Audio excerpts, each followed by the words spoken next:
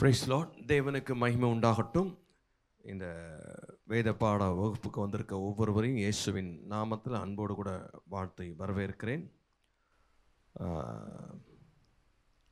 கர்த்தருக்கு மகிமை உண்டாகட்டும். ரோமருக்கு எழுதின நிருபம் 15வது அதிகாரத்தில் நம்ம தியானித்து கொண்டிருக்கிறோம், படித்து கொண்டிருக்கோம். அந்த 15வது அதிகாரம் தேவன் எவ்விதமாய் மகிமைப்படுகிறார் என்கிற தலைப்பின் கீழே நம்ம படித்தோம். போன வாரம் படித்தோம். கர்த்தருக்கு ஸ்தோத்திரம். 15வது அதிகாரத்துக்கு தலைப்பு தேவன் எவ்விதம் மகிமைப்படுகிறார். Ours God glorified. எப்படின்னா, கிறிஸ்துவின் மூலம் தேவன் மகிமைப்படுகிறார். Through Christ. அவர் நம்மை தேவனுக்காக மீட்கும் போது அதன் மூலமாக தேவநாமம் மகிமைப்படுகிறது. தேவநாம மகிமைக்காக தான் நம்ம வாழ்க்கையே இருக்குது. நம்முடைய வாழ்க்கையின் மொத்த இலக்கு தேவநாமம் மகிமைப்படணும். ஸோ நம்ம எதை செய்தாலும் தேவநாமம் மகிமைக்கென்றே செய்ய வேண்டும் என்று சொல்லி நம்ம பார்த்தோம். ஸோ தேவநாமம் மகிமைப்படணும் அப்படின்றது இந்த 15வது அதிகாரத்தில் எப்படி அப்படின்னு பார்க்கும்போது அது 3 காரியங்கள் மூலமாக மகிமைப்படுகிறார். முதலாவதாக கடந்த வாரத்தில் பார்த்தோம், கிறிஸ்துவின் மூலமாக. கிறிஸ்து நமக்காக பாடுபட்டதினாலே, அவர் வாழ்ந்த வாழ்க்கையின் மூலமாக, நம்முடைய மீட்கும் பொருளாக மரித்ததினாலே, கிறிஸ்து மரித்ததினாலே தேவநாமம் மகிமைப்பட்டது என்று பார்த்தோம். இன்றைக்கு இரண்டாவதாக ரோமர் 15வது அதிகாரம் 5, 6. ரோமர் 15வது அதிகாரம் 5வது வசனம் 6வது வசனம். நீங்கள் ஒருமனப்பட்டு நம்முடைய கர்த்தராகிய இயேசு கிறிஸ்துவின் பிதாவாகிய தேவனை ஒரே வாயினால் மகிமைப்படுத்தும்படிக்கு பொறுமையையும் ஆறுதலையும் அளிக்கும் தேவன் கிறிஸ்து இயேசுவினுடைய மாதிரியின்படியே நீங்கள் ஏக சிந்தையுள்ளவர்களாகும்படி உங்களுக்கு அனுக்கிரகம் செய்வாராக. உங்களுக்கு அனுக்கிரகம் செய்வாராக. ஆமென். கர்த்தருக்கு மகிமை உண்டாகட்டும். மீண்டும் நான் அதை வாசிக்கிறேன். நீங்கள் ஒருமனப்பட்டு நம்முடைய கர்த்தராகிய இயேசு கிறிஸ்துவின் பிதாவாகிய தேவனை ஒரே வாயினால் மகிமைப்படுத்தும்படிக்கு, நீங்கள்னா தேவ பிள்ளைகள் அல்லது கிறிஸ்தவர்கள், ஒரு மனமாக தேவனை ஒரே வாயினால் மகிமைப்படுத்தும் போது தேவன் நாம் மகிமைப்படுகிறது. பொறுமையும் ஆறுதல் அளிக்கிற தேவன் கிறிஸ்து இயேசுவினுடைய மாதிரியின்படியே நீங்கள் ஏக சிந்தை உள்ளவராக இருக்கும்படி உங்களுக்கு அனுக்கிரகம் செய்வாராக. ரெண்டாவது, கிறிஸ்தவர் மூலம் தேவநாமம் மகிமைப்படுகிறது. Through Christians. அவர்கள் ஒருவரோடு ஒருவர் சரியான உறவில் இருக்கும்போது, கிறிஸ்தவர்களாகிய நாம் தேவனோடு கூட கிறிஸ்தவர்களோடு நமக்கு இருக்கிற உறவு சரியாக இருக்கும்போது, ஒரே சரீரமாக ஒரே வாயினாலே மகிமைப்படுத்தும்படிக்கு கிறிஸ்துவின் மாதிரியை பின்பற்றி நீங்கள் ஏக சிந்தையாக இருக்கும்படி, ஏக சிந்தைனா ஒரே சிந்தை, ஒரே மனமாக இருக்கும்படி நான் வேண்டுகிறேன்.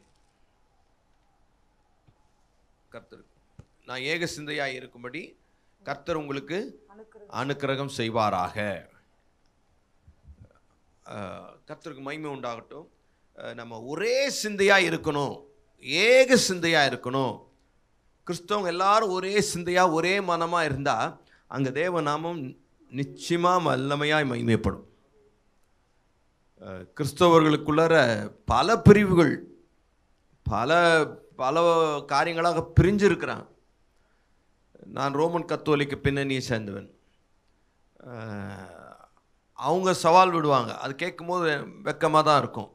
பெந்தகோஸ்தே சபைன்னு சொல்கிறீங்க, ஆவியில் நிரம்புறீங்க, ஆவியின் நிறைஞ்சி இப்படி நீங்கள் தான் அங்கங்கே பெருசாக நிறைய பேர் இருக்கிறேன்னு சொல்கிறீங்க. வசனம் உங்களுக்கு நல்லா தெரியுது, பைபிள் நல்லா படிச்சிருக்கிறீங்க, நல்லா ஜெபம் பண்ணுறீங்க, எல்லாம் பண்ணுறீங்க.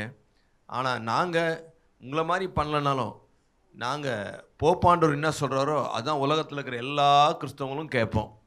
நீங்கள் அப்படி இல்லையே, தடியெடுத்தவெல்லாம் தண்டல்காரன் அப்படின்னு ஆளுக்கால் அங்கங்கே நாட்டாமல் பண்ணிக்கிட்டு இருக்கீங்க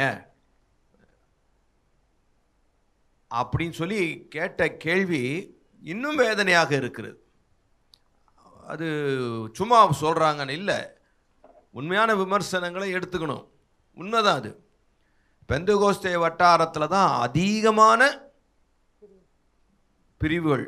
பிரிவுகள் தப்பு இல்லை, அவைகள் எல்லாம் ஏக சிந்தையாக இருக்குதா அப்படின்னா அங்கே தான் பெரிய கேள்வி எழும்புது. ஏக சிந்தையாக ஒரே பல சபைகள் பிரிகிறது தப்பே இல்லைங்க, ஆனால் எல்லாம் ஒரே மனமாக தேவ நாம மகிமைக்காக செயல்பட வேண்டும் அப்படின்ற ஒரே நோக்கத்தோடு இருக்குதா அப்படின்னா அங்கே இல்லை. நான் என் பங்குக்கு ஏதோ ஒரு ஊழியை நான் செஞ்சுட்டு போயிடணும், ஐயா அங்கே ஏற்கனவே இருக்குதுன்னா இல்லை நீங்கள் செய்யணும் நாங்கள் செய்கிறோம் அப்படின்ற மாதிரி தான் போதும் இல்லையா, தேவ நாம மகிமைப்படலை. ஸோ தேவ மக்கள் தங்களுக்குள்ள நல்ல உறவு வைத்திருக்கும்போது தேவ நாம மகிமைப்படுகிறது. இப்படி பல பிரிவுகளாக காணப்படும் போது தான் ஆக்சுவலாக அந்த ஆவி நிறைவு பெந்தெகோஸ்தே அன்றைக்கு பரிசுத்த ஆவியானவர் பொழிந்தருளப்பட்டார்ல, அதனுடைய நோக்கம் என்ன? எதற்காக பெந்தெகோஸ்தே நாள் அன்னைக்கு பரிசுத்த ஆவியானவர் பொழிந்தருளப்படணும்? எல்லாரும் அன்னைக்கு பண்டிகைக்காக எல்லா பிரிந்திருந்த இஸ்ரவேல் ஜனங்கள், சிதறி இருக்கிற இஸ்ரவேல் ஜனங்கள், எல்லா யூத மக்கள் எல்லாரும் என்ன பண்ணுறாங்க, அங்கே வருவாங்க பண்டிகைக்கு. அந்த நாளை பரிசுத்த ஆவியானவர் சூஸ் பண்ணி எல்லார் மேலும் பொழிந்தருளப்பட்டார். ஒரே மனமாக ஒரே சிந்தையாக இருந்தபோது பாபேல் கோபுரம் கட்டுவோம், வானலாவை கட்டுவோம், எல்லாருக்கும் ஒரே பாஷை ஒரே பேச்சு இருந்தது. அவங்களுக்கு ஒரே பேச்சு ஒரே பாஷை இருந்தது, ஆனால் அங்கே தேவ சித்தம் இல்லை. தேவ சித்தம் என்ன? எல்லாரும் பழுகி பெருகி விரின் வெளியில், ஆனால் இவங்க ஒரே இடத்துல இருப்பாங்களாம், அப்படியே மேலே மேலே போயிடுவாங்களாம். அப்படின்ற ஒரு நோக்கத்தோடு ஒரே கட்டடத்தில் நம்ம எல்லாரும் சதறாதபடிக்கு, நம்ம எல்லாருக்கும் பேர் உண்டாகும்படிக்கு, நம்ம எல்லாரும் இங்கேயே இருக்கும்படிக்கு அப்படின்றது தேவ சித்தத்துக்கு விரோதமானது. ஆனால் அவங்க எல்லாரும் ஒரே மனமாக இருக்கிறாங்க, ஒரே பேச்சாக இருக்கிறாங்க, ஏக சிந்தையாக இருக்கிறாங்க. அப்போ இதை தேவனை எப்படி ஹேண்டில் பண்ணாருன்னா, அவங்க ஒரு மனத்தை ஆண்டவராலே ஒன்றும் பண்ண முடியல. அப்போ என்ன பண்ணாருன்னா, அவங்க நாக்கை தொட்டு பாஷையை தாறுமாறாக்கிட்டார். தாறுமாறானதும் பாஷை எல்லாம் பிரிஞ்சு போனதும் எல்லாரும் சிதறடிக்கப்பட்டாங்க, தேவ சித்தம் நிறைவேறியது. புதிய ஏற்பாட்டில் பாஷை தாறுமாறா எல்லாம் பிரிஞ்சதை எல்லாம் ஒரே பாஷைக்கு இல்லவா அப்படின்னு சொல்லி திரும்பவும் ஒரு மனப்பாட்டுக்கு அடையாளமாக நாக்க தொட்டார், பரிசுத்த ஆவியானவர் பொழிந்தருளப்பட்டார், எல்லாரும் ஒரே பாஷையின் கீழே வந்து. அதனுடைய அர்த்தம் என்ன? ஒரே மனமாக ஒரே நோக்கமாக. எப்படி நீ பாபேல் கோபுரம் கட்டி அப்படியே வானலாவாக கட்டணும்னு நினச்சிங்க, அது இப்போ நீ அதே மாதிரி பாபேல் கோபுரம் கட்டணுமானா இல்லை, தேவ சபையை கட்டணும், தேவநாம மகிமைப்படணும். இதே குறிக்கோளோடு ஒவ்வொரு கிறிஸ்தவர்களும் வாழணும். அப்படிப்பட்ட நோக்கத்துக்காக ஒரே மனமாக வாழணும் அப்படின்றது தேவனுடைய எதிர்பார்ப்பு. இயேசு கிறிஸ்து உலகத்தில் வாழ்ந்த நாட்களில் யோவான் எழுதின நற்செய்தி நூல் 17வது அதிகாரம் 11வது வசனம் வாசிச்சிங்கன்னா, நான் இனி உலகத்தில் இரேன், நான் இனி உலகத்தில் இரேன், இவர்கள் உலகத்தில் இருக்கிறார்கள், இவர்கள் உலகத்தில் இருக்கிறார்கள், நான் உம்மிடத்திற்கு வருகிறேன். பரிசுத்த பிதாவே, நீர் எனக்கு தந்தவர்கள் நம்மை போல ஒன்றாய் இருக்கும்படிக்கு, நீர் எனக்கு தந்தவர்கள் நம்மை போல ஒன்றாய் இருக்கும்படி. அப்போ நம்ம எப்படி ஒன்னா ஒரே மனமா இருக்கிறோமோ அதே போல நீர் எனக்கு தந்தவர்களும் ஒன்றாய் இருக்கும்படிக்கு நீர் அவர்களுடைய நாமத்தினாலே காத்துக்கொள்ளும். ஒன்றாய் இருக்க வேண்டும். 21 வாசிங்க. அவர்கள் எல்லாரும் ஒன்றாய் இருக்கவும், நம்ம தேவ பிள்ளைகள் எல்லாரும் ஒன்றாய் இருக்கும். பிதாவே, நீர் என்னை அனுப்பினதை உலகம் விசுவாசிக்கிறதற்காக நீர் என்னிலேயும் நான் உம்மிலேயும் இருக்கிறது போல அவர்கள் எல்லாரும் நம்மில் ஒன்றாய் இருக்கவும் வேண்டிக் கொள்கிறேன். நீர் என்னிலேயும் நான் உம்மிலே இருக்கிறது போல அவர்கள் எல்லாரும் நம்மில் ஒன்றாய் இருக்கவும் வேண்டிக் கொள்கிறேன். நாம் ஒன்றாய் இருக்கிறது போல அவர்களும் ஒன்றாய் இருக்கும்படி, திருத்துவ தேவன் ஒன்றாய் இருக்கிறது போல அவர்களும் ஒன்றாய் இருக்கும்படி நீர் எனக்கு தந்த மகிமையை நான் அவர்களுக்கு கொடுத்தேன். நீர் எனக்கு தந்த மகிமையை அவர்களுக்கு கொடுத்தேன். அப்போ ஒன்னா இருந்தா தேவ நாம மகிமைப்படுகிறது. திருத்துவ தேவன் ஒரே மனமாக இருக்கிறார்கள், அதனால் தேவ நாமம் மகிமைப்படுகிறது. இப்போ தேவ பிள்ளைகள் எல்லாரும் ஒரு மனமாக இருந்தால் தேவ நாமம் மகிமைப்படும். ஒருமைப்பாட்டில் அவர்கள் தேறினவர்களாக இருக்கும். ஒருமைப்பாடணும், ஒருமனப்பாடத்தோடு இருக்கணும் மாத்திரமல்ல, அதில் அவங்க என்ன பண்ணணும்? தேறணும். இன்னும் வளரணும், இன்னும் ஒருமைப்பாட்டில் தேரணும். என்னை நீர் அனுப்பினதையும் நீர் என்னை அனுப்பினதையும் நீர் என்னில் அன்பாய் இருக்கிறது போல நீர் என்னில் அன்பாய் இருக்கிறது போல அவர்களிலும் அன்பாய் இருக்கிறதையும் உலகம் அறியும்படிக்கும் நான் அவர்களிலும் நீர் என்னிலும் இருக்கும்படி வேண்டிக் கொள்கிறேன். ஆமென். அப்ப இயேசு அப்பவே ஜெபம் பண்ணிட்டார். என்னன்னு, நான் திருத்துவ தேவன் நாம ஒன்றா இருக்கிறது போல இவங்களும் ஒன்றா இருக்கணும். கர்த்தருக்கு ஸ்தோத்திரம். அப்படி ஒருமைப்பாடு உண்டாக சீஷர்களுக்காக இயேசு கிறிஸ்து அன்றைக்கே பிதாவை நோக்கி ஜெபித்தார். பிதா எப்போதும் செவி கொடுக்கிறார் ஜெபத்திற்கு. இந்த ஜெபத்திற்கும் பிதா செவி கொடுக்கிறார். அவர் செவி கொடுக்கிறார் என்றாலும் நாம் அதற்கு என்ன பண்ணோம்? ஒத்துழைப்பு தர வேண்டும். அவர் செவி கொடுப்பார், அவர் ஜெபம் பண்ணுறதுனால நம்ம என்ன பண்ணாலும் நடக்கும் அப்படின்னு இல்லை. நம்ம அதற்கு ஒத்துழைப்பு தர வேண்டும். நாமும் ஒன்றுபட்டு வாழ முயற்சிகளை ஏறெடுக்க வேண்டும். ஸோ இயேசுவின் ஜெபத்திற்கு பதில் காண நம்மாலான எல்லா முயற்சிகளையும் நம்ம செய்ய வேண்டும். இயேசு கிறிஸ்து ஜெபத்தோடு நின்று விடாமல் நமக்கு முன்மாதிரியாக சில காரியங்களை செய்திருக்கிறார். 15வது அதிகாரம் ரோமர் 15:1-3 வரைக்கும் வாசித்தீங்கன்னா, அன்றியும் பலமுள்ளவர்களாகிய நாம் நமக்கே பிரியமாய் நடவாமல் பலவீனருடைய பலவீனங்களை தாங்க வேண்டும். இயேசு பலவீனருடைய பலவீனங்களை தாங்கினார். அப்போ ஒருமனப்படணும் அப்படின்னா பலவீனருடைய பலவீனங்களை தாங்க வேண்டும். நம்மில் ஒவ்வொருவனும் எப்படி இயேசு தாங்கினாரு கவனிங்க. இந்த கெத்செமனே தோட்டத்தில் நம்ம எல்லாருக்கும் தெரியும், இயேசு வியாகுலப்பட்டு ஜெபிக்க, என் ஆத்துமா மரணத்துக்கு எதுவாக துக்கம் கொண்டிருக்கிறார். அப்போ சீஷர்களை பார்த்து கேட்டார், 1 மணி நேரமாவது விழித்திருக்க கூடாதான்னு கேட்டார். அவங்க என்ன பண்ணிட்டாங்க? தூங்கிட்டாங்க. பேதுரு முதற்கொண்டு எல்லாம் தூங்கிட்டான். திரும்பவும் எழுப்பி விட்டு போனார். இயேசு ஜெபம் பண்ணார். ஆனால் இவங்க திரும்பவும் தூங்கிட்டான். அவங்க பலவீனமானவர்கள் என்று தெரிஞ்சுதான் இயேசு அந்த ஜெப குறிப்பை வச்சார். அந்த சின்ன ஆலோசனையாக கொடுத்தார். என்ன சொல்ல வரேன், ஆனால் அவங்க ஜபிக்கலை அப்படின்றத இயேசு என்ன பண்ணல, குற்றஞ்சாட்டி அவள் கண்டம் பண்ணல. சரி, இனி நித்திரை பண்ணி இலை பாருங்கள், மனுஷகுமாரன் காட்டி கொடுக்கப்பட வேலை வந்து விட்டது அப்படின்னு சொல்லி போயிட்டார். ஆனால் அவங்களுக்காக இயேசு ஜெபம் பண்ணார். பேதுருக்காக இயேசு ஜெபம் பண்ணார். என்ன ஜெபம் பண்ண? சாத்தான் உன்னை சொலகினால் புடைக்கிறதுக்கு உத்தரவு கேட்டுக்கொண்டான், நானோ உன் விசுவாசம் ஒளிந்து போகாதபடிக்கு ஜெபம் பண்ணேன். அப்போ இயேசு அவர்களுக்காக ஜெபம் பண்ணார். பலவீனருடைய பலவீனம், அவங்க எல்லாரும் ஒன்றா இருக்கணும். அதாவது ஒரு சங்கிலி இருக்க, சங்கிலியில் அந்த சங்கிலி எப்போ அறுவும் தெரியுமா? அந்த சங்கிலியின் ஒற்றுமை,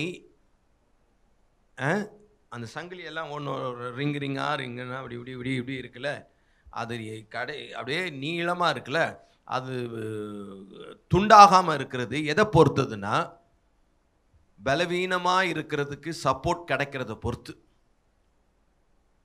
நான் சொல்றது புரிஞ்சுச்சா? பலவீனமான ஒரு லிங்க்கு அது கூடுதல் நல்ல சப்போர்ட் கிடச்சிச்சுன்னு வச்சுக்கோங்களேன், அது அறாது. முதல்ல அறப்போகிறது எதுதான்? அது அறுந்ததுன்னா சங்கிலி அறுந்துடுச்சு. நான் சொல்றது சபையும் அது மாதிரி தான். சபையை என்ன சொல்கிறோம்? செல்ஸு. சரீரம் எப்படி இருக்கு? செல்கள் அப்படியே செல்களால் இருக்குது. உள்ளர எத்தனையோ செல்ஸ்கள் இருக்குது. அதெல்லாம் சேர்ந்து மொத்தமாக வந்தது தான் சபை. அதுதான் கேர் செல்லுன்றோம். நீங்கள் என்ன பண்ணுறீங்க? கேர் செல்லை ஜெயில் ஆக்கிட்டீங்க. ஜெயிலுக்கு வான்னு அப்படின்னு, செல்லுக்கு வரல அப்படின்னு நாங்கள் விடுதலையாக இருக்க விரும்புகிறோன்னு அவங்க போயின்னுக்கிறாங்க. சரி, என்ன சொல்ல வர? அப்போது அந்த உடலில் இருக்கிற அந்த செல்லு தான் கேர் செல், அதை சொல்கிறோம். அப்போது எல்லாம் எப்படி கூட்டாக இருக்குது. அப்போது அதில் ஒரு செல்லு கெட்டு போயிடுச்சு, அழுந்துருச்சு அப்படின்னா மொத்த சரீரத்தில் அது பெரிய பாதிப்பு. அந்த செயின் லிங்க்கு, பலவீனமான ஒரு லிங்க்கு அது அறுந்துச்சு, மொத்த துண்டும் காலி. அப்போது என்ன சொல்ல வரேன்? அந்த பலவீனமானது தான் என்ன பண்ணி ஆகணும்? தாங்க வேண்டும். இயேசு பலவீனமானதை தாங்கினார். இந்த பேதுரு அப்போஸ்தலர்கள் எல்லாரையும் அவர்களுக்காக ஜெபித்தார். கர்த்தருக்கு ஸ்தோத்திரம். மரணத்திற்கு முன்பாக அவர்களுக்காக ஜெபித்தார். பேதுரு காட்டி கொடுத்தது தெரியும். இயேசு கிறிஸ்து பேதுருவை பார்த்தாரு, மனங்கசந்த ஆள் தான் மன்னிச்சிட்டார். உயிர்த்தெழுந்த பின்பு மார்க் 16வது அதிகாரம் 7வது வசனத்தை வாசித்தீங்கன்னா,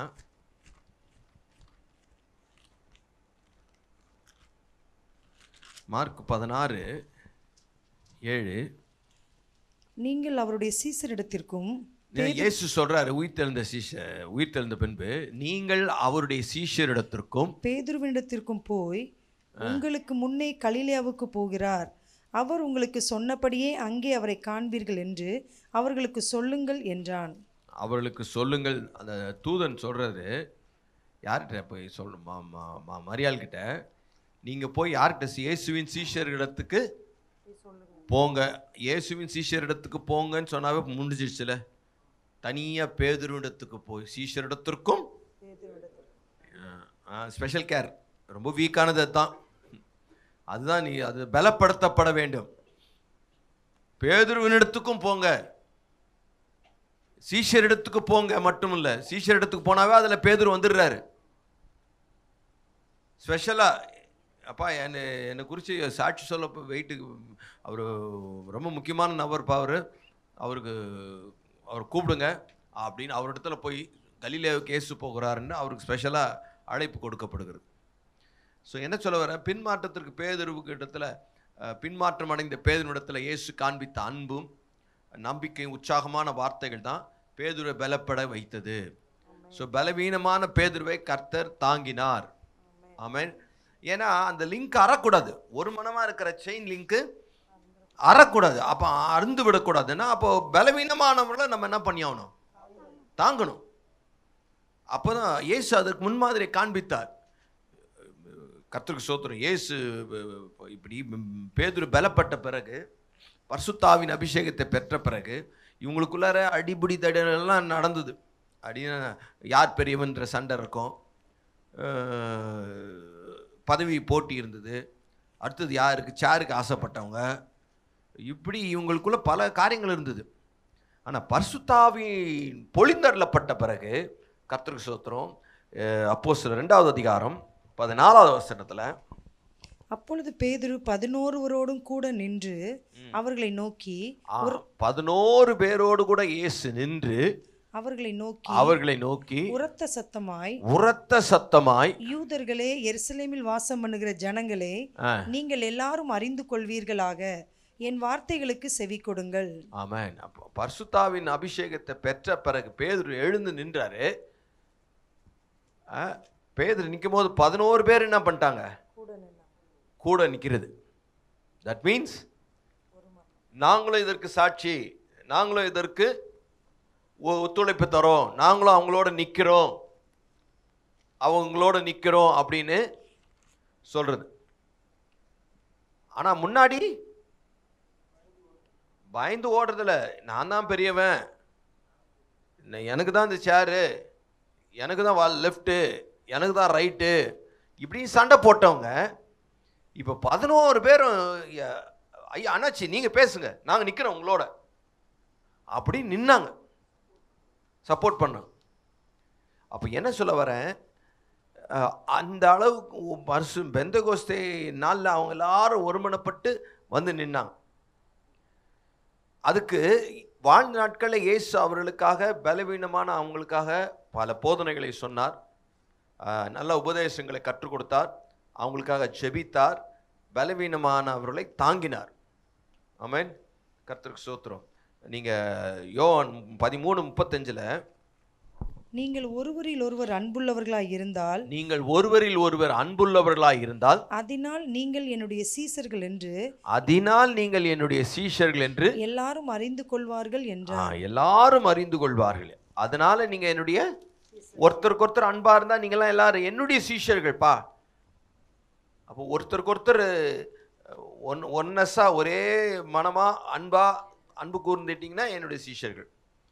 15:7-8 நீங்கள் என்னிலும் என் வார்த்தை உங்களிலும் நிலைத்திருந்தால் நீங்கள் கேட்டுக்கொள்வது எதுவோ அது உங்களுக்கு செய்யப்படும். நீங்கள் மிகுந்த கனிகளை கொடுப்பதினால் ஆவின் கனிகள் கூட எடுத்துக்கலாம். கனிகளை கொடுப்பதினால் என் பிதா மகிமைப்படுவார். ஆமென். அப்போ நீங்க எல்லாரும் அன்பா இருந்தீங்கன்னா பிதா மகிமைப்படுவார். எனக்கும் சீசரா இருப்பீர்கள். எனக்கும் சீஷரா இருப்பீங்க. ஒருத்தர் அனுசரித்து அன்பா இருந்து நம்ம போயிட்டோம் அப்படின்னா, உதாரணமாக ஒரு வீட்டில் 4 பிள்ளைங்க இருக்கிறாங்கன்னா, அந்த 4 பிள்ளைங்க 4 கிழக்கு மேற்கு, 1 வடக்கு தெற்குன்னு இருந்ததுன்னா அந்த வீட்டு பேரண்ட்ஸுக்கு எப்படி இருக்கும்? நடாத மனசு கஷ்டமாக இருக்கும், கஷ்டப்படுவான். அதே போல தான் பிதாவுக்கு இத்தனை பிள்ளைகள், நம்ம எல்லாரும் ஒரே மனமா ஒருவரில் ஒருவர் அன்பு கூர்ந்தோம்னா பிதா மகிமைப்படுவார். பிதாவின் மகிமைக்காக நம்ம எல்லாரும் ஒரு மனமாய் வாழ வேண்டிய அவசியம் இருக்கு. அப்படி நம்ம எல்லாரும் ஒரே மனமா ஒருவருக்கு ஒருவர் அன்பு கூர்ந்து வாழ்ந்தோம்னா எங்களுக்கு செட் ஆகாதுங்க. அஃப்கோர்ஸ் நிறைய பேருக்கு இப்போ வித்தியாசங்கள் இருக்கும். வித்தியாசத்தில் ஒற்றுமையா இருக்கணும், வேற்றுமையில் ஒற்றுமை, அது ரொம்ப அவசியம்.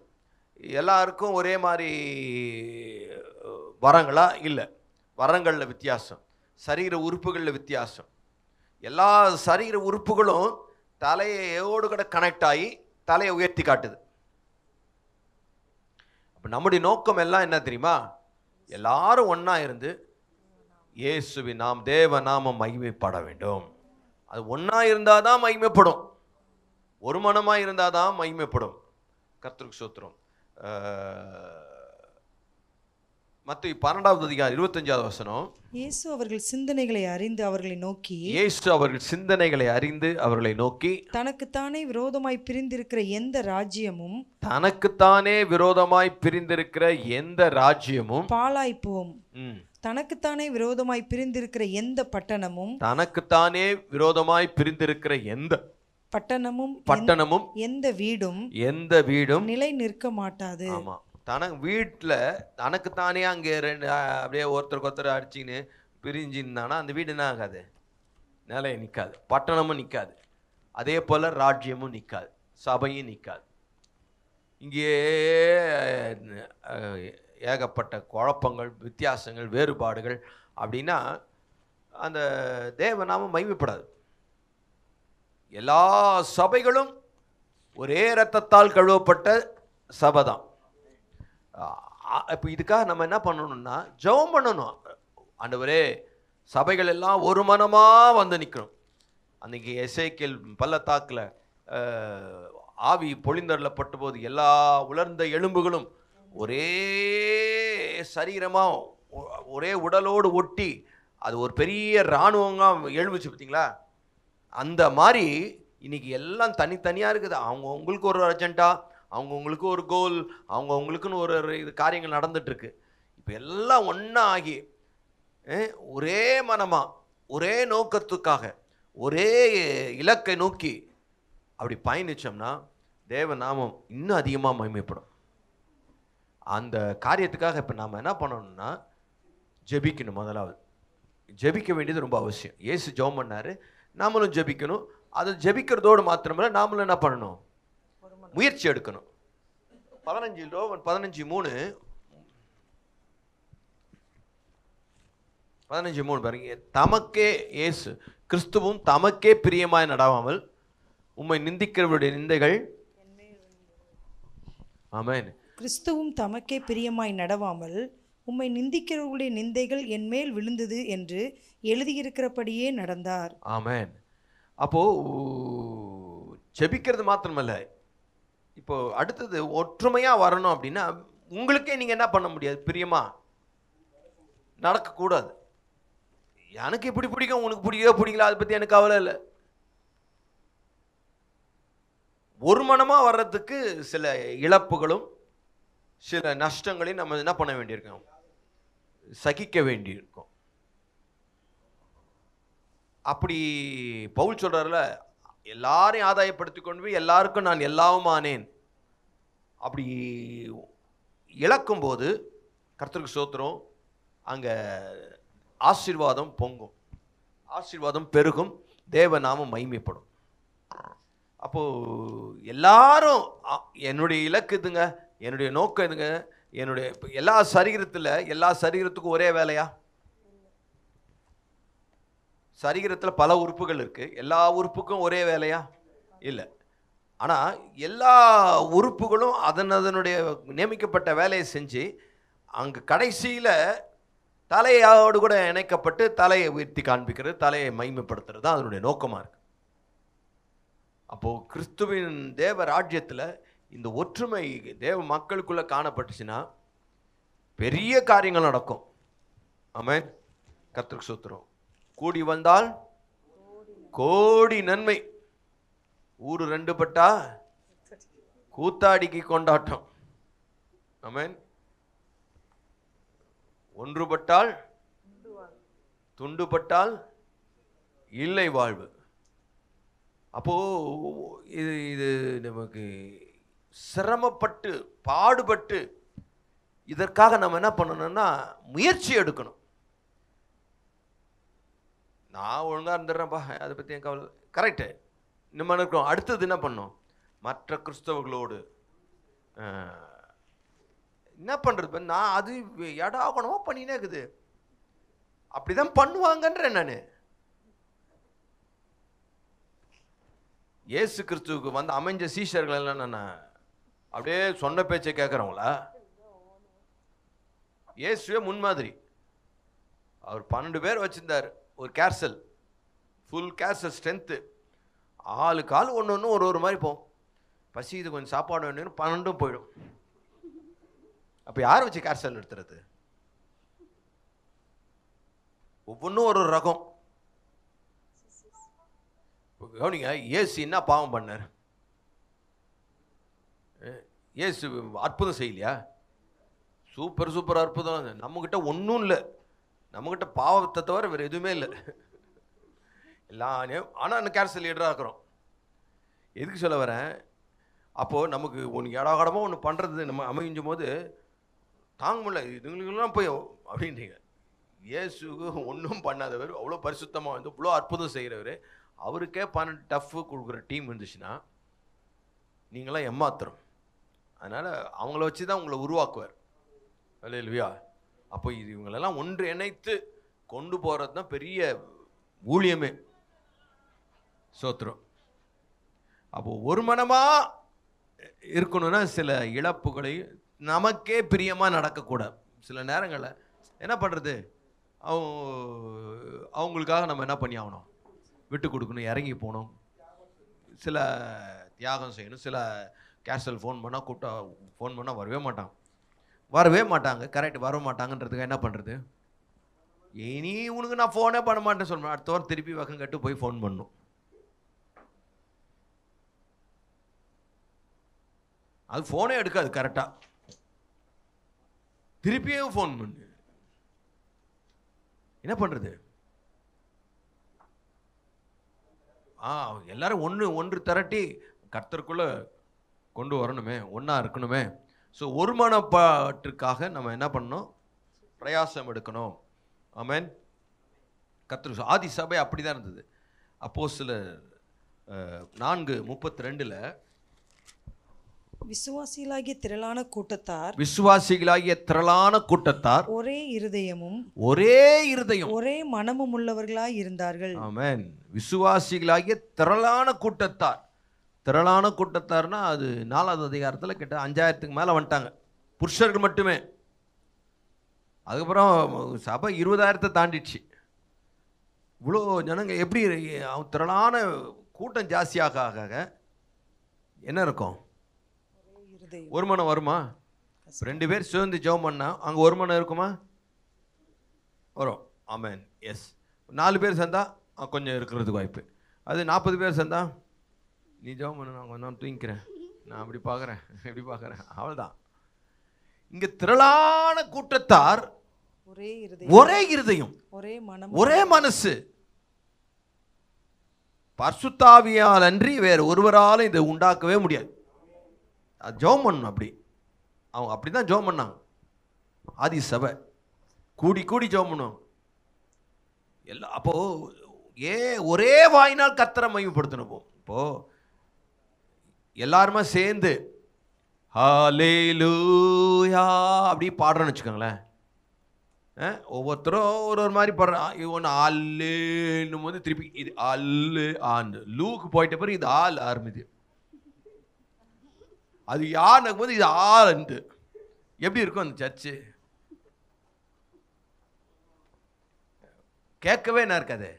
ஆனால் எல்லாம் ஒரே ஒரே வாயினால் ஏக சத்தமா பாடினா எப்படி இருக்கும்? அங்க அங்க அந்த காட்ஸ் பிரசன்ஸ் அழகா உணரலாம். தேவ பிரசன்னத்தை அழகா உணரலாம். ஆராதனை நடத்தும் போது பாட்டின திடீர்னு ஜனங்களை பாட விடும்.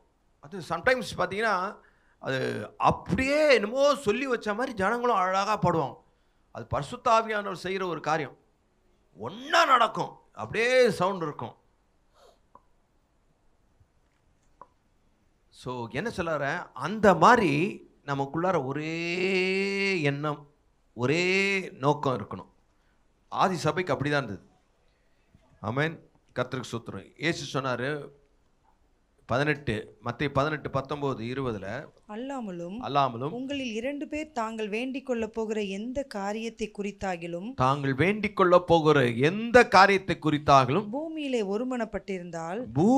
ஒருமனப்பட்டிருந்தால் பரலோகத்தில் இருக்கிற என் பிதாவினால் அது அவர்களுக்கு உண்டாகும் என்று உங்களுக்கு சொல்லுகிறேன். ஆமா, அப்ப நீங்க 2 பேர் ஒருமனப்பட்ட கவர்மெண்டே கலைச்சிடலாம். பரலோகத்தில் இருக்கிற என் பிதாவினால் அது அவர்களுக்கு உண்டாகும். ஏனெனில் 2 பேராவது 3 பேராவது எங்கே என் நாமத்தினால கூடியிருக்கிறார்களோ அங்கே அவர் மத்தியிலே இருக்கிறேன் என்றார். தேவன் ஆண்டவர் அங்கே இருந்துருவார். ஒருமனப்பட்டா ஆண்டவர் அங்கே இருக்கிறார். நம்ம என்ன சொல்கிறோம் தெரியுமா? ஆண்டவர் நீ சொல்லி இருக்கிறார் ஏனெனில் 2 பேராவது 3 பேராவது. சிலர் அது ஒரு அச்சு விடுவாங்க. 2 பேராவது 3 பேராவது 4 பேராவது 5 பேராவது இருந்தா சில ஒருவர் இருவர் மூவர் அப்படின்வாங்க சிலர். ஐயோ, ஓகே, என்ன சொல்ல வர? அப்படி 2 பேராவது 3 பேராவது கூடி வந்து ஜெபம் பண்ணா அங்கே இருக்கிறேன்னு கர்த்தர் சொன்னது ஒருமனப்பட்டு கூடி வந்தாதான். சரியா? நீங்கள் ஒருமனப்பட்டு கூடி வராம உங்களுக்கு ஒரு அஜெண்டா, அவங்களுக்கு ஒரு அஜெண்டா, உங்களுக்கு ஒரு நிகழ்ச்சி நிரல், அவங்களுக்கு ஒரு இலக்கு, அவங்களுக்கு ஒரு நோக்கம், உங்களுக்கு ஒரு ப்ரேயரு, அவங்களுக்கு ஒரு ப்ரேயர் அப்படின்னு இருந்ததுன்னா அங்கே தேவ பிரசன்னத்தை உணரவே முடியாது. நான் தான் நெல் குத்துவேன்னு சொல்ல ஆகக்கூடாது. யார் நெல் குத்துனாலும் நெல் என்ன ஆகணும்? அரிசி ஆகணும். அதுதான் நோக்கம். அதுக்கு என்னால் முடிஞ்ச உதவி. என்ன எப்போ பார்த்தாலும் அவரே குத்தினுக்கிறார், நான் கொஞ்சம் குத்துறேன். அது இப்போ குத்துறது யாருன்றது முக்கியம் இல்லை, அரிசி ஆகணும். அதுதான். அப்போது 2 பேர் 3 பேர் கூடி வந்தால் தேவன் இருக்கிறார், இல்லை ஒருமனப்பட்டு கூடி வந்தா இருக்கிறார். ஆமென். கர்த்தருக்கு ஸ்தோத்திரம். உபாகமம் 32:30 அவர்களுடைய கண்மலை அவர்களை விற்காமலும் கர்த்தர் அவர்களை ஒப்புக்கொடாமலும் இருந்தாரானால் ஒருவன் 1000 பேரை துரத்துவான். 2 பேர் 10,000 பேரை ஓட்டுவது எப்படி? 2 பேர் சேர்ந்தா 10,000 பேர். ஒருமனப்பாட்டின் வல்லமை எவ்வளவு பெருசு! 2 பேர் கூடி ஜெபம் பண்ணா அந்த ஜெபத்துக்கு பிதா பதில் கொடுக்கிறார். 2 அதாவது ஒருத்தன் 1000 பேர் துரத்துறது வல்லமை இருக்கும். ஒரு குதிரை 2 டன் எடை இழக்கும்னா 2 குதிரை எத்தனை டன் எடை இழுக்கும்? கேள்வி. ஒரு குதிரை 2 டன் எடை இழுக்கும் அப்படின்னா அது வல்லமை இருக்குன்னா 2 குதிரை சேர்ந்து எத்தனை டன் எடை இழுக்கும்? 4. அது உங்க கணக்கு. 2 சேர்ந்தா 23 டன் எடை இழுக்குமா? வல்லமை கூடும். ஒரு மனம். ஒருத்தன் 1000 பேர் துரத்துவான். 2 பேர் சேர்ந்தா 10,000 பேர் துரத்துவான். 2 பேர் சேர்ந்தா 2000 தானே வரணும். 3 பேர் சேர்ந்தா 30,000. ஒரு 1,000 கூட சீக்கிரத்துங்க, 1,00,000. 4 பேர் சேர்ந்தா 10 லட்சம்.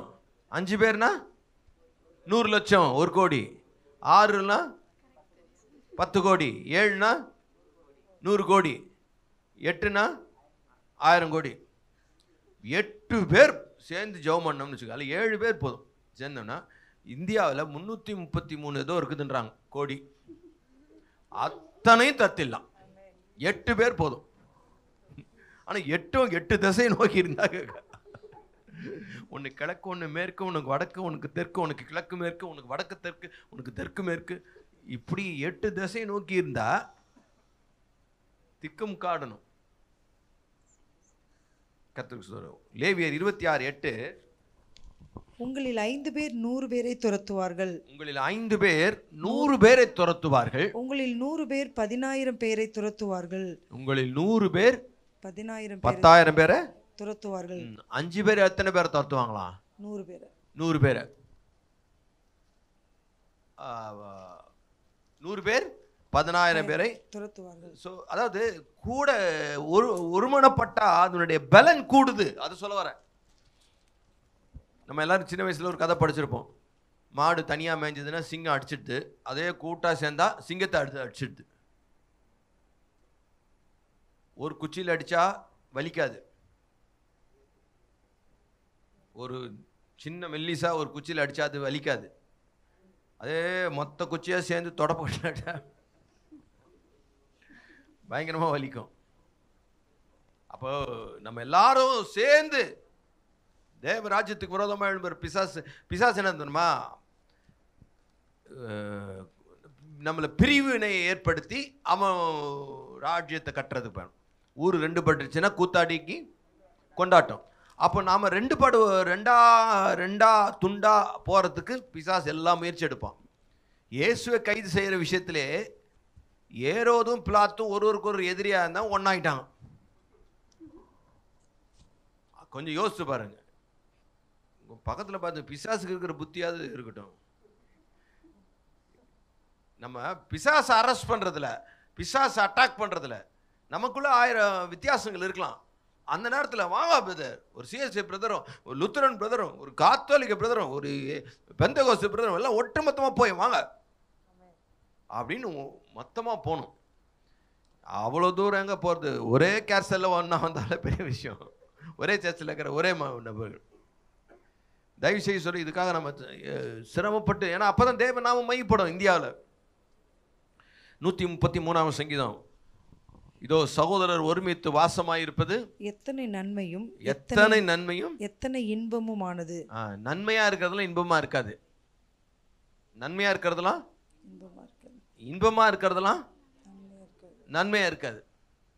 இந்த நன்மை இன்பம் சேர்ந்த கலவையாக இருக்கிறது ஒருமனப்பாட்டில் இருக்கு. இப்போ நன்மையாக இருக்குது, பாவக்காய் நன்மை தானே, இன்பமாக இருக்கா? லட்டு இன்பமாக இருக்கு, ஆனால் நன்மை அது இல்லை. அப்போது நன்மை அப்படின்னு என்ன பண்ணுறதுங்க? ஒன்று இருந்தால் ஒன்று இருக்க மாட்டேங்குது. ஆமாம், அப்படி தான் இருக்குது. ஆனால் ஒருமனப்பாட்டுக்கு வந்தீங்கன்னா அது நன்மையும் இன்பமா இருக்கு. அது ஆரோனுடைய சிரசின் மேல் ஊற்றப்பட்டு அவனுடைய தாடியிலே வடிகிறதும் அவனுடைய அங்கிகளின் மேல் இறங்குகிறதுமான நல்ல தைலத்துக்கும் எர்மோன் மேலும் சீயோன் பர்வதங்கள் மேலும் இறங்கும் பனிக்கும் ஒப்பாயிருக்கிறது. அங்கே கர்த்தர் என்றைக்கும் ஆசீர்வாதத்தையும் ஜீவனையும் கட்டளையிடுகிறார். அங்கே ஆசீர்வாதத்தையும் ஜீவனையும் எங்க? ஒரு மனமா இருக்கிற இடத்துல ஆசீர்வாதம் இருக்கு, அங்க ஜீவன் இருக்கும், லைஃப் இருக்கும். இல்லைன்னா சும்மா ஒரு கூட்டமாக தான் இருக்கும். ஆமென். கர்த்தருக்கு ஸ்தோத்திரம். அப்போ நம்ம என்ன செய்யணும்னா, எபேசியர் 4வது அதிகாரம் 1-3 வரைக்கும், ஆதலால் கர்த்தர் நிமித்தம் கட்டுண்டவனாகிய நான் உங்களுக்கு சொல்லுகிற புத்தி என்னவெனில், நீங்கள் அழைக்கப்பட்ட அழைப்புக்கு பாத்திரவான்களாய் நடந்து அழைக்கப்பட்ட அழைப்புக்கு பாத்திரவான்களாய் நடந்து மிகுந்த மனத்தாழ்மையையும் சாந்தமும் நீடிய பொறுமையும் உடையவர்களாய் அன்பினால் ஒருவரை ஒருவர் தாங்கி சமாதான கட்டினால் ஆவியின் ஒருமையை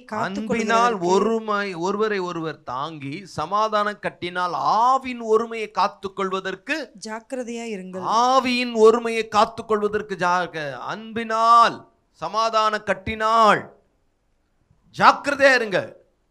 பிரிக்கிறதுக்கு, வேற துண்டா ஆக்கிறதுக்கு பிசாசு எல்லாம் முயற்சி எடுப்பான். நீங்க துண்டா போனா தேவ நாம மகிமை அடையுமானா மகிமையே அடையாது. அதுக்கு பதிலாக ஒற்றுமையா இருந்து சிலதை சகிச்சுக்கிட்டு, சிலதை விட்டு கொடுத்து, சிலதை அன்பா சமாதான கட்டினால் ஒருமையை காத்துக்கொள்ளணும். 7ஆம் வசனம், கிறிஸ்துவனுடைய ஈவின் அளவுக்கு தக்கதாக கிறிஸ்துவனுடைய ஈவின் அளவுக்கு தக்கதாக நம்மில் அவனவனுக்கு கிருபை அளிக்கப்பட்டிருக்கிறது. நமக்கு அப்படிப்பட்ட கிருபை கொடுக்கப்பட்டிருக்கிறது. 11ஆம் வசனம், மேலும் நாம் அனைவரும் தேவனுடைய குமாரனை பற்றும் விசுவாசத்திலும் அறிவிலும் விசுவாசத்திலும் அறிவிலும் ஒருமைப்பட்டவர்களாக கிறிஸ்துவனுடைய நிறைவான வளர்ச்சியின் அளவுக்கு தக்க பூரண புருஷராகும் வரைக்கும். குமாரனை பற்றும் விசுவாசத்திலும் அறிவிலும் ஒருமைப்பட்டவர்களாகி. கவனிங்க, நம்ம எல்லாருக்கும் ஒரே ஆவி. ஆமென். அந்த ஆனா அறிவு வெவ்வேறு இருக்கு. அறிவு வேற வேற, விசுவாசம் வேற வேற இருக்கு. இதுலயும் நம்ம என்ன பண்ணி ஆகணும்? ஒருமை. ஆவின் ஒருமையிலிருந்து இப்போ குழந்தை பறக்கும் போது எல்லாமே எப்படிதான் பறக்குது? குழந்தையா தான் இருக்கு. அதுக்கு ஆனால் வளர வளர வளர வளர வளர போக போக போக போக எல்லா குழந்தையும் ஒரே மாதிரி தான் இருக்குது. அதுக்கு ஒரே தான். அதுக்கப்புறமா போக போக போக ஒவ்வொரு குழந்தை வளர்க்கிற முறையிலையும் அல்லது அதுக்கு இருக்கிற காரியங்களையும் ஒவ்வொரு வித்தியாசமான டைரக்ஷனை நோக்கி ஒவ்வொன்றும் பயணிக்குது. ஒன்று நல்லா படிக்குது, ஒன்று நல்லா படிக்க மாட்டேங்குது, ஒன்று ஸ்போர்ட்ஸில் நல்லா வருது, ஒன்று இப்படி வருது. காரணம் அதுக்கு கொடுக்கப்பட்ட ஃபீடிங், அதுக்கு கொடுக்கப்பட்ட போதனைகள். இதனால் அது ஒவ்வொரு இடத்துக்கும் ஒவ்வொரு அவங்களுக்கு பேரண்ட்ஸ் அமைகிறது, மற்ற காரியங்கள் எல்லாமே அந்த பிள்ளைகள் வெவ்வேறு திசையை நோக்கி. அதே போல் நம்ம எல்லாருக்கும் ஆவின் ஒருமை இருக்குது. எல்லாரும் இயேசுவின் கிறிஸ்துவிலிருந்து அதே ஆவியை தான் நம்ம எல்லாரும் பெற்றோம். நமக்கு ஆவியிலும் அறிவிலும் விசுவாசத்திலும் ஒருமைப்பட்டவர்களாக வரணும். உபதேசத்தில் பிரிவினைகள் இருக்கக்கூடாது. அதாவது சில டாக்டரினை வச்சு என்ன பண்ணுவோம், பிரிஞ்சு போவான். டாக்டரின் கூட அது பிரிகிறது சரியான காரியமே இல்லை. ஏன்னா நம்முடைய நோக்கம் எல்லாம் சிலுவை நோக்கி பார்க்கணும். பவுல் சொன்னார்ல, கிறிஸ்து பிரிந்து இருக்கிறாரா, நானா உங்களுக்காக சிலுவையில் அறையப்பட்டேன் அப்படின்னு. கொரிந்து சபையில் இந்த பிரச்சனை இருந்தது. ஒருத்தர் வந்து நான் பவுலை சேர்ந்தவன், நான் அப்போலோவை சேர்ந்தவன், நான் கேபாவை சேர்ந்தவன், இப்படி நிறைய பேர் அங்கே சபைக்குள்ளே நிறைய பிரிவினைகள் இருந்தது. அந்த பிரிவினைகளை நீக்குவதற்கு பவுல் கொண்டு வந்தது என்ன சொன்னார்னா, கிறிஸ்துவின் சிலுவை கொண்டு வந்து நடுவில் நிறுத்திட்டார். இந்த சிலுவை தானே நம்ம எல்லாரையும் ஒன்றா நினைச்சது, திருப்பி அதே சிலுவை நோக்கிப்பார். ஆமென். அந்த அந்த என்ன சொல்கிறது, நபர் ஒருமனமாக போக முடியாததுக்கு வித்தியாசமான கருத்துக்கள், வித்தியாசமான எண்ணங்கள் இருந்ததுன்னா அதுதான் உனக்கு சிலுவை. அது அவ்வளோதான். இப்போ கிறிஸ்துவின் அன்பினால், சமாதான கட்டினால் ஒருவர் தாங்கி ஆவின் ஒருமை காத்து அறிவிலும் விசுவாசத்திலும் ஒருமனப்பாட்டில் தேர்னவர்களாக நம்ம மாறணும். ஆமென்.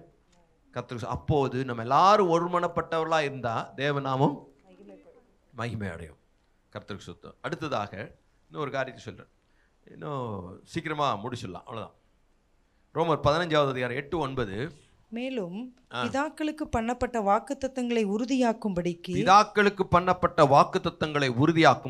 தேவனுடைய சத்தியத்தின் நிமித்தம் இயேசு கிறிஸ்து விருத்த சேதனம் உள்ளவர்களுக்கு ஊழியக்காரர்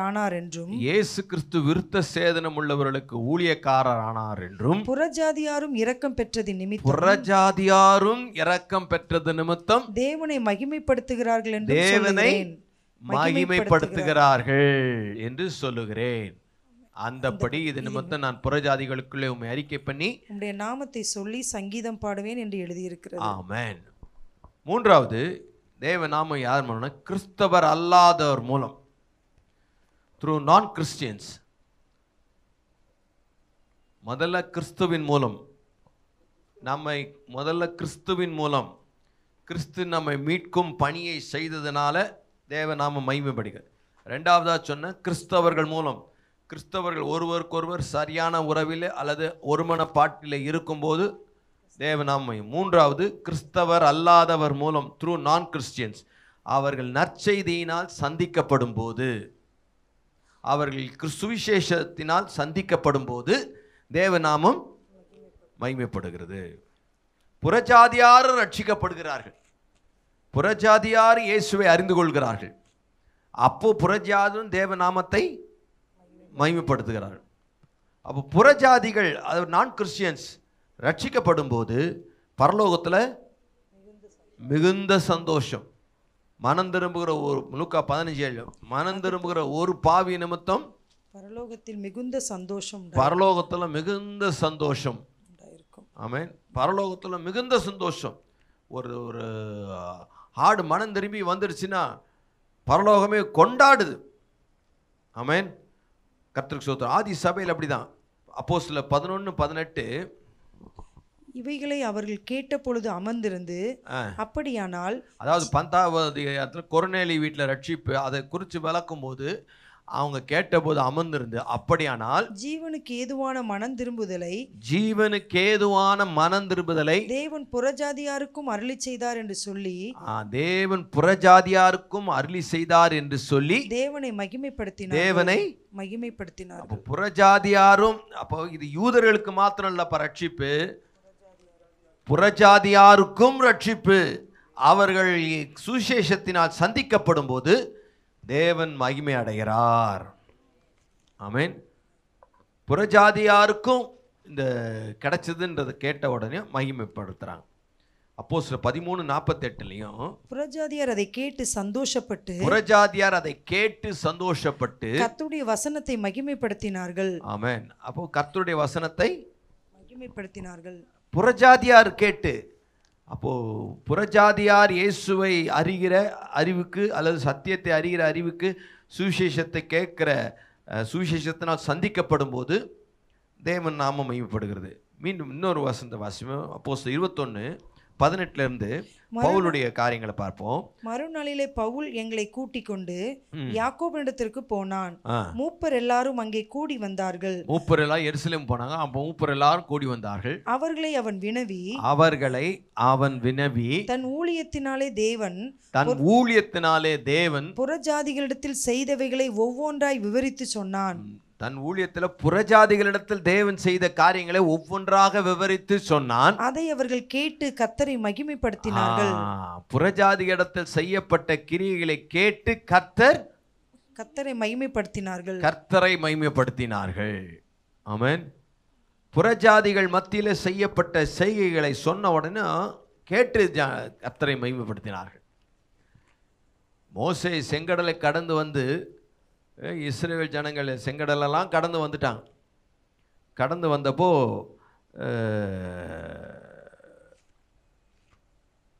மாமனார் 18வது அதிகாரத்தில், யாத்திராம் 18வது அதிகாரத்தில் அவர் மருமகளை கூட்டிக்கின்னு வர்றார்.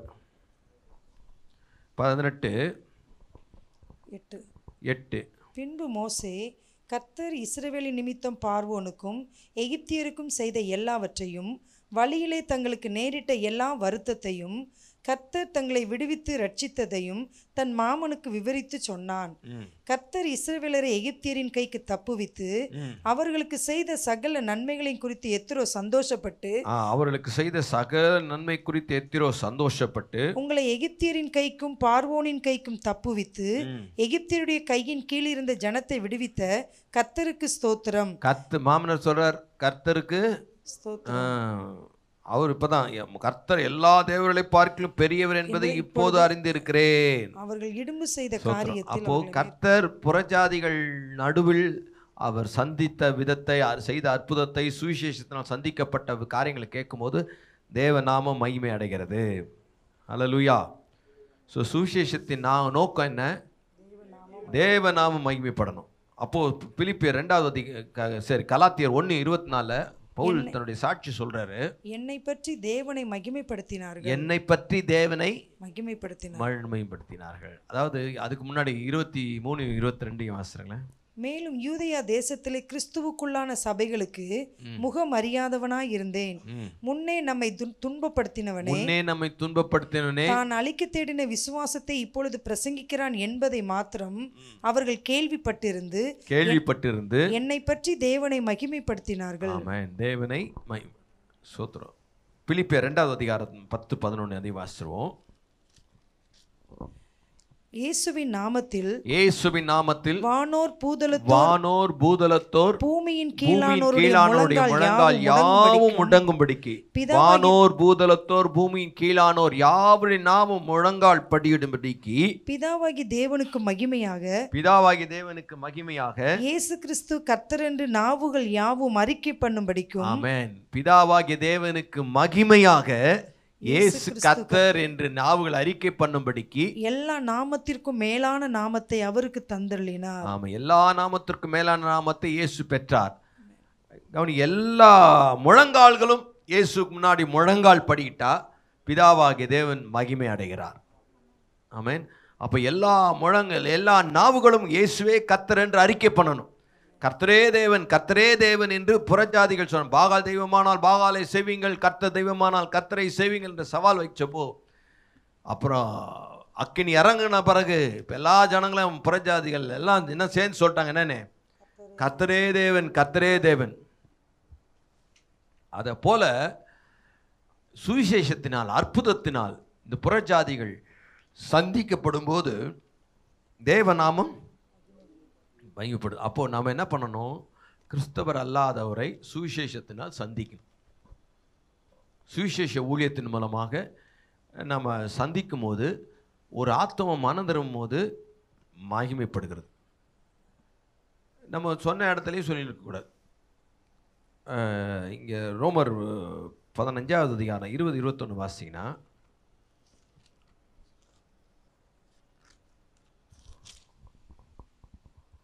நான் மற்றவருடைய அஸ்திபாரத்தின் மேல் கட்டாதபடிக்கு, மற்றவருடைய அஸ்திபாரத்தின் மேல் கட்டாதபடிக்கு கிறிஸ்துவனுடைய 20வது வசனம், மேலும் அவருடைய செய்தியை அறியாதிருந்தவர்கள் காண்பார்கள் என்றும் கேள்விப்படாதிருந்தவர்கள் உணர்ந்து கொள்வார்கள் என்றும் எழுதியிருக்கிறபடியே நான் மற்றவருடைய அஸ்திபாரத்தின் மேல் கட்டாதபடிக்கு கிறிஸ்துவனுடைய நாமம் சொல்லப்பட்டிராத இடங்களில் சுவிசேஷத்தை அறிவிக்கும்படி நாடுகிறேன். ஆமென். அப்போ நம்ம என்னன்னா, புதிய எல்லைகளை நம்ம எட்டி பிடிக்கணும், புதிய ஆத்துமாக்களை ஆதாயம் பண்ணணும். சொன்ன இடத்துலயே போய் சொல்லின்னு இருக்கக்கூடாது. சொல்லப்பட்டிராத இடங்களும் இருக்கு, கேள்விப்பட்டிராத மக்கள் இருக்கிறாங்க, சந்திக்கப்படாத கூட்டம் இருக்கு. அப்போ இந்த கூட்டமும் என்ன பண்ணணும்? சுவிசேஷத்தினால சந்திக்கப்படணும்.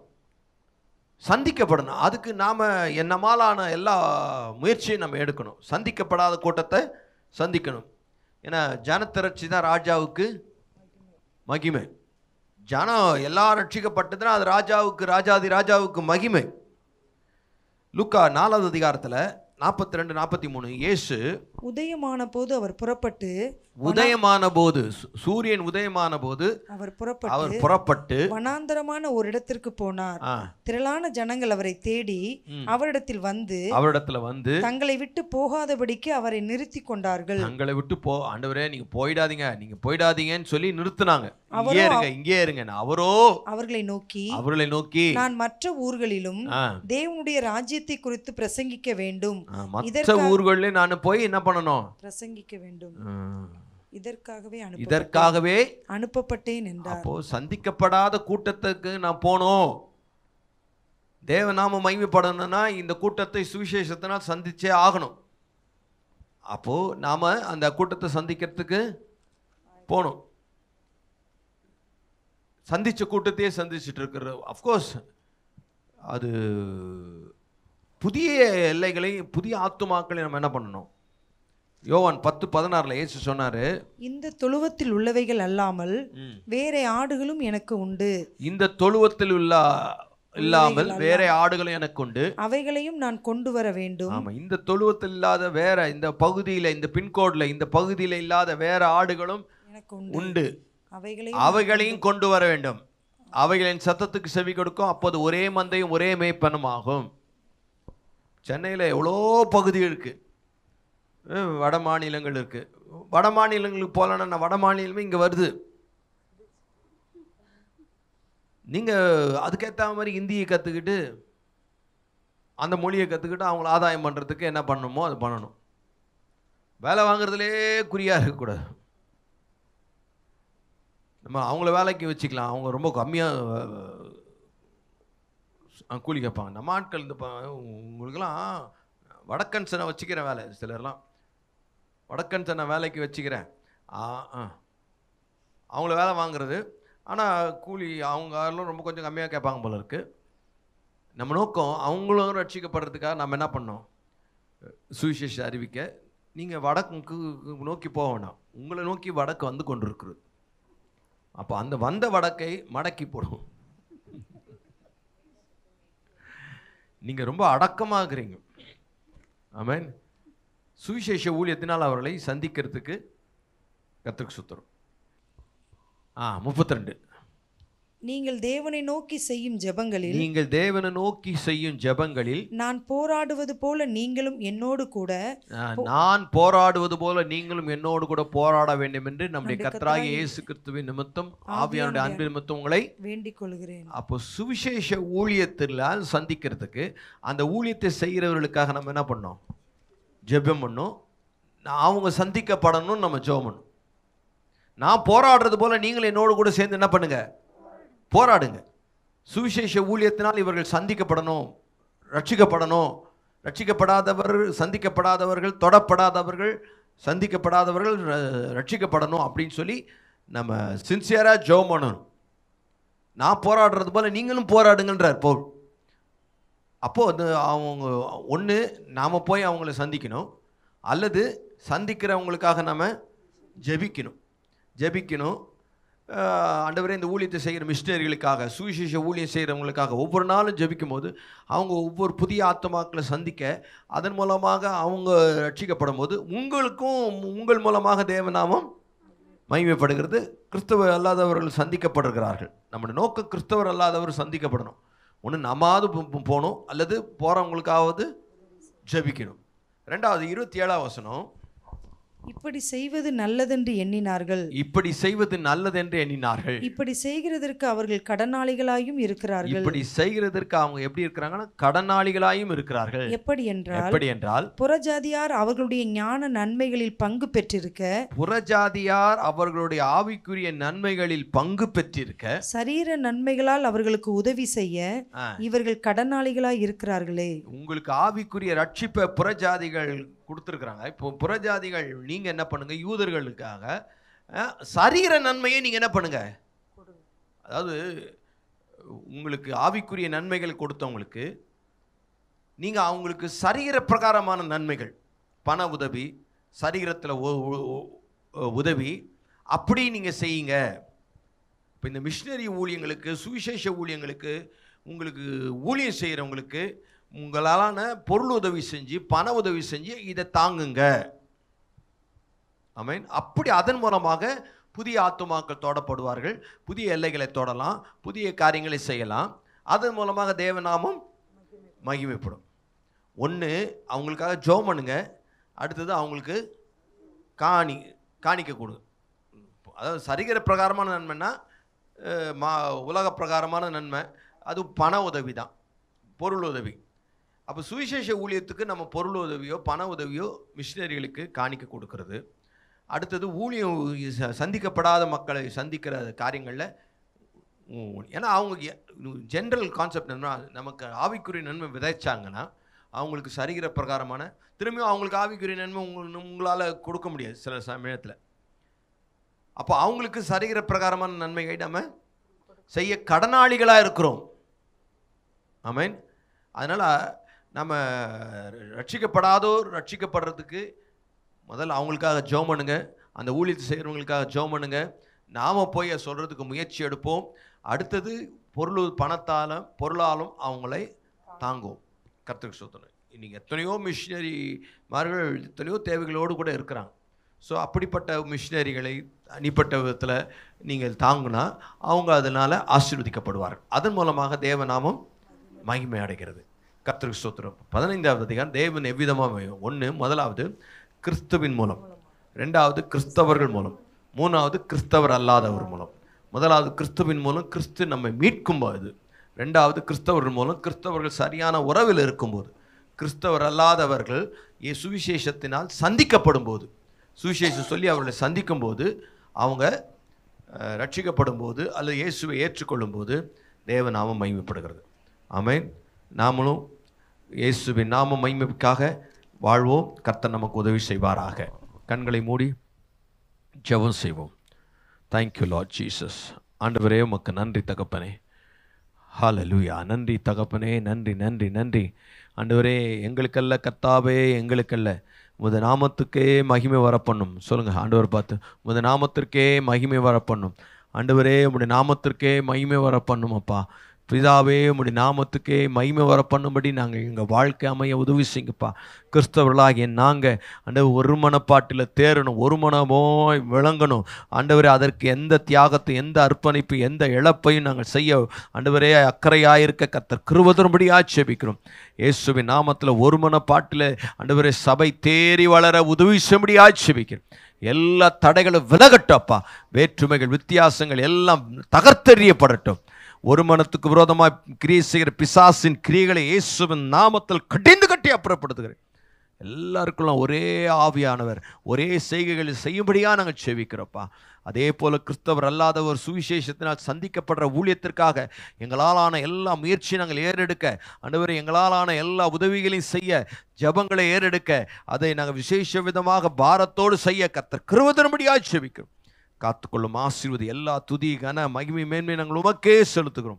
மீட்பர் இரட்சகருமாயிருக்கிற இயேசுவின் நாமத்தில் எங்கள் ஜெபங்களை ஏறெடுக்கிறோம். இந்த நாமத்துக்கே எல்லா மகிமையும் உண்டாவதாக என்று சொல்லுகிறோம். ஆசீர்வதியும், காத்துக்கொள்ளும். இயேசுவின் நாமத்தில் ஜெபிக்கிறோம் நல்ல பிதாவே. ஆமேன் ஆமேன். God bless you. கர்த்தர் உங்களை ஆசீர்வதிப்பாராக.